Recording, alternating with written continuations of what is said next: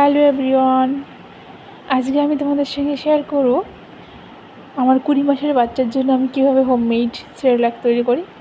যাদের বাড়িতে ছোটো বাচ্চা আছে এটা তাদের জন্য অবশ্যই হেল্পফুল হবে। প্রথমে আমি মাখানাটা, এখানে 2 কাপ মাখানা নিয়েছি। মাখানাটাকে ড্রাই রোস্ট করে নিয়েছি। এরপর চিড়েটাকে ভালো করে পরিষ্কারই ছিল, তারপরে ওকে দেখে বেছে নিয়েছি, ড্রাই রোস্ট করে নিয়েছি। আর ওটসটাকে আমি ড্রাই রোস্ট করতে বসিয়েছি। এখানে মাখানা নিয়েছি 2 কাপ, চিড়ে নিয়েছি 2 কাপ, আর ওটস নিয়েছি 1 কাপ।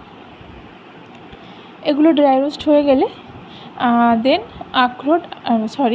আমন্ড আর কাজু বাদাম হাফ হাফ করে 1 কাপ, এটাকে আমি ড্রাই রোস্ট করে নিচ্ছি। তারপরে একটা মিক্স সিড, এটা অনলাইনে তোমরা ইজিলি পেয়ে যাবে, সেটাকেও ড্রাই রোস্ট করে নিচ্ছি। তারপর এটাকে আমি রেস্টে রেখে দেবো ঠান্ডা হওয়ার জন্য। ঠান্ডা না হলে কী বলো তো, ওই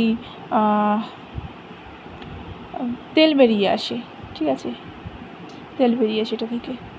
তো ঠান্ডা হয়ে গেলে এক এক করে আমি সবগুলোকে একটা মিহি পাউডার করে নেব। আর আমি আগে যতবার সেরেলাক করেছি ততবার ওই আখরোট, আমন্ড আর কাজু দিয়ে করেছি। এবার নতুন আমি অ্যাড করেছি হচ্ছে মিক্স যে সিডগুলো নিয়েছি, ওটা আমি এবার অ্যাড করেছি। তবে ছেলেকে খাওয়ানোর পর ওর কোনো রকম প্রবলেম হয়নি, হজমের প্রবলেমও হয়নি, ও শ্যুট করে গেছে।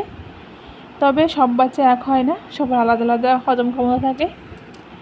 যাই হোক, আমার মিক্স করা হয়ে গেছে। এবার এটাকে একটা এয়ার টাইট কন্টেনারে রেখে দেবো। কাঁচের কৌটোয় রাখলে সবচেয়ে বেশি ভালো হয়, তো আমি কাঁচের কৌটোয় রাখছি। তোমাদের কাছে কাঁচের কৌটো না থাকলে এয়ার টাইট কন্টেনারে রাখলেই হবে।